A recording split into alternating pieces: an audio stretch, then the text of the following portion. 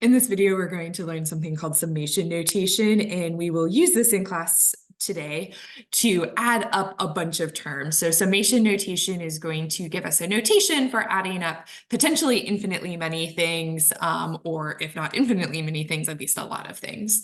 And so what needs to be true to use summation notation is that the things that we're adding up have to have some kind of consistent form. So if we look at this first example, the form of each of these terms is a number being squared. So what we have here is 1 squared plus 2 squared plus 3 squared, all the way up to 100 squared. So 100, or a number squared, is our format. So the way that we're going to write this in summation notation is we're going to write a big summation symbol. So this is a Greek letter sigma, a capital sigma. This is our summation notation. So this tells us we're adding things. That's what that symbol means. And the things that we're adding are things that are being squared. And we're going to use I as our variable. Sometimes we use N, sometimes we use I. You can use different letters here. So what we're writing inside that summation notation is we're saying this is the form of each of these terms. And then we have to say, where do we start? We start at 1. So we say I starts at 1. And then we say, how high do we go? We go up to 100. Okay. So what this notation means is the sigma means add things up. So that's what that notation means. The I equals 1 at the bottom says start at 1 and plug that into the format over here. So I plug 1 in and I square it. The summation notation is telling us we add things. So now I add. And what happens here is we just choose consecutive numbers. So we go 2. We go 2 squared. And then we go 3 squared. And we keep going until we get to this number up here. And when we get to that number up there, we stop. Okay, so this is what that notation means. In general, sigma or summation notation would be I equals 1 to n of some general term. So the I equals 1, that's telling us our starting point. The n up here, which was 100 in our previous case, was telling us our ending point. This is telling us the format of each of the terms. What are we plugging things into? It's our typical element. And then the big crazy Greek letter, that's a summation sign that's saying we add things up. Okay. So we can go both directions. I could give you this notation and ask you to write this, or I could give you this notation and ask you to go backwards. So we'll get practice with both. Okay, so I want you guys to try these on your own before you watch me do them, but I'll go ahead and start recording these. So we notice we're adding things up, so I can use a sigma. I noticed that the general format of each of these terms is e to a number, so I'll write that as e to the I. I see that the starting value is 3 and the ending value is 17. So that's how I could write this here. We notice that this is a little bit more concise than having to write out a bunch of terms. And this notation will be especially useful if it turns out that we're adding up infinitely many things that we're not actually stopping somewhere, okay? So if I look at this next one, it looks like I'm cubing things. So it looks like I have I cubed. Looks like I starts at -1. It's perfectly okay to start at a negative number and goes up to 899. Okay. And then let's see. Ooh, this one looks interesting. So what do I have in common? It looks like everything has a 1 over n in it. And then a 1 over n. Oh, nope. Something squared. I over n squared. The only thing that's changing here is the numbers up top. Okay. And it looks like we start at 1 and we go up to n. That's interesting. So this one's a little bit weirder, but the n is constant in all of these. So it's not the thing that's changing. The thing that's changing is that thing in the numerator. Okay. What we will do eventually is we'll kind of add a limit out front here. We'll say what happens as n approaches infinity. This is not what this problem's asking for, but that's something that we'll do eventually. Okay, so we can go the other direction. I can give you the summation notation. I can ask you to expand the expression.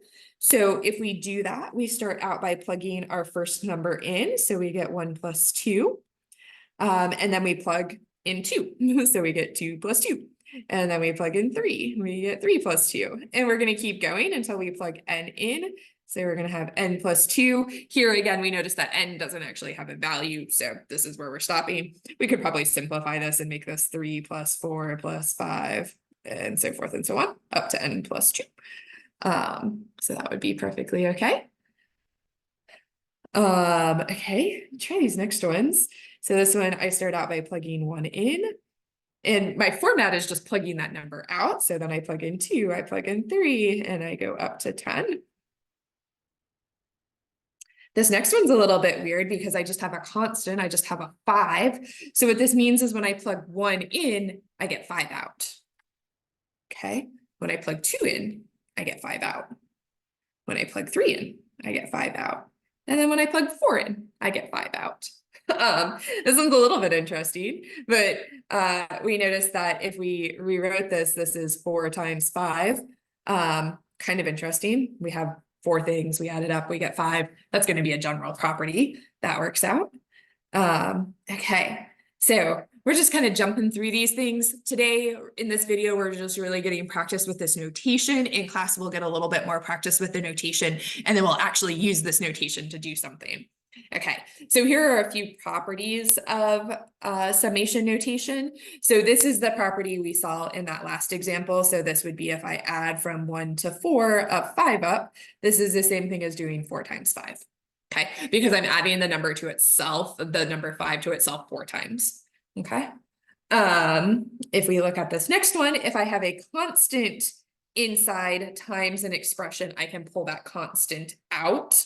I'm not sure that we did an example like this one yet, but this would be like if I had a summation of 3 times I cubed, I goes from 1 to 6. Then I could say that this is 3 times 1 cubed plus 3 times 2 cubed up to 3 times 6 cubed. I could also pull that 3 out of everything and say that this is 3 times 1 cubed plus 2 cubed up to 6 cubed.